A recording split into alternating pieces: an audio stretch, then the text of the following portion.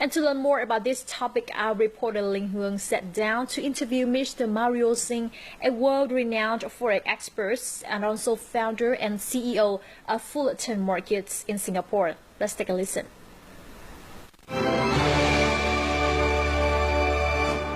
Well, thank you very much for spending your time with us in our show today.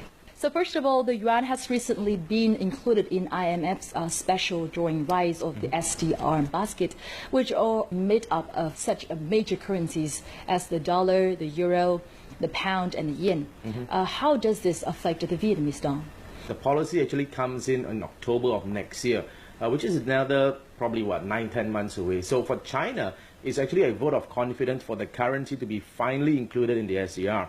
But for Vietnam, I don't think it's going to affect it too much, although I think if the Chinese yuan were to fall, Vietnamese dong is more or less slightly pegged to the Chinese currency because there's just so much trade that's happening within China and Vietnam. If the US Federal Reserve increases the interest rates on the dollars, what will be the prospects of the dong? Let's assume that the United States actually will start hiking rates. What is going to happen in the emerging nations is that there's going to be a lot of capital flow that is going to be moving out of the emerging nations and back to the United States.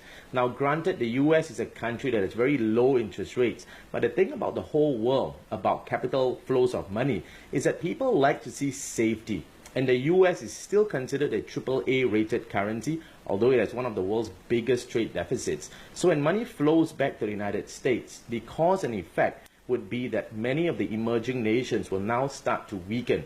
We've seen that happen in Malaysia, we've seen it happen in the Thai baht, we've seen it happen in the Indonesian rupiah. So this is something the government of Vietnam has got to look out for, to try and strike a balance between money flowing out and back to the United States, which could cause the Vietnamese currency to actually weaken a little bit.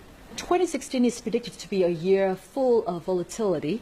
What do you think the State Bank of Vietnam should do in terms of exchange rate policy? I think that's one thing that the government is doing well, is to actually have a gradual weakening of the exchange rate. So what that means is that rather than having the dong, for this year in fact, the dong actually weakened about just slightly above 5% to the US dollar. For next year, my suggestion would be to actually have a slightly more gradual weakening. Now that is going to help both the exporters and the importers. Many people think it's just going to help only the exporters, but the good thing with the gradual weakening of the Vietnamese dong with the US dollar, it will also help the importers, especially at a time like now, when global inflation is low. So that will help the internal economy of Vietnam. What other monetary tools can the State Bank of Vietnam apply in order to stabilize the macro economy? Well, that's a great question. So let's look at the actual economy of Vietnam right now. The SBV, the State Bank of Vietnam, they're actually projecting that there might be a small deficit in trade for the entire year of 2015. For all this while, Vietnam has actually been having a surplus, but for the end of 2015, there might be a small deficit, about say $4 billion. So how would the country actually start balancing this trade deficit? Well, there's a couple of ways. Two of the top ways, number one, would be actually to issue bonds. So if you were to issue bonds, you're now drawing capital in which they are able to balance that deficit. Number two, which is something I feel that they will be doing slightly more, would be the attraction of FDI, which is something the government is doing really well. So these are the two tools that the State Bank of Vietnam can do, and I personally feel that they will be doing more of drawing FDIs into the country.